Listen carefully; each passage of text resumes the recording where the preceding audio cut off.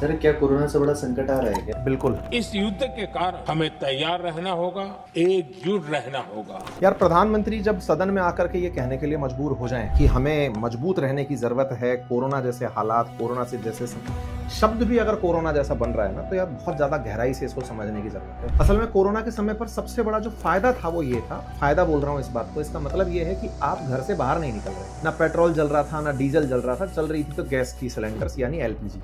अब सवाल को इस तरह से जोड़ो कि जब कोरोना काल के अंदर एलपीजी की ही जरूरत थी, पेट्रोल डीजल की नहीं थी, तब भी दुनिया भर की इकोनॉमी पर बुरा असर था, क्योंकि ट्रेड्स पर कहीं ना कहीं मार लग रही थी, देश एक दूसरे के साथ व्यापार नहीं कर पा रहे थे। अब क्या हो रहा है, स्ट्रेट ऑफ हॉर्मुज जो कि दुनिया का 20% ऑयल सप्लाई करता है, भारत की आवश्यकता का लगभग 45% जो सप्लाई करता है, जहां से एलएनजी आती है, पीएनजी आती है, इन सबको अगर हम मिलाकर देखें तो निश्चित ही अगर ये वॉर खिंचता है, और प्रधानमंत्री बोल रहे हैं, इसका मतलब है कि उनके पास अंदर की रिपोर्ट यही है कि स्थिति सामान्य होती है, उनको खुद नोटिस नहीं हो रही है। ठीक है, हो जाएगी, लेकिन लंबे समय में होगी, और इसका मतलब है कि बहुत लंबे तरह से असर डालेगी, ना केवल सप्लाई साइड में बल्कि डिमांड साइड में भी, क्योंकि डिमांड तो वहीं की वहीं खड़ी है। आपको गाड़ी चलानी है, खेत चलाने हैं, ऑफिसेज चलाने हैं, व्यवसाय चलाने हैं, लेकिन डिमांड की जगह सप्लाई बाधित हो रही है। आज प्रधानमंत्री भले ही ये कह रहे हो कि हमारे पास 53 लाख मेट्रिक टन तेल का रिजर्व है, लेकिन सही मायने में 3.5 लाख मेट्रिक टन जो है हमारी रोज की आवश्यकता है। ऐसे में हमारे पास सरकारी रूप से तो 12 दिन का ही तेल बचा है।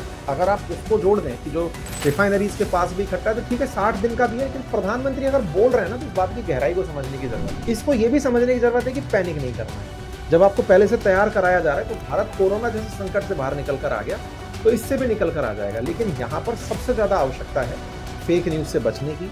देश के अंदर संघर्ष की स्थिति केवल आपके लिए नहीं, पूरी दुनिया के लिए है। तो ऐसे में फिर आपको भी साथ रहते हुए आगे बढ़ना चाहिए। चलिए प्रिपेयर रहते हैं।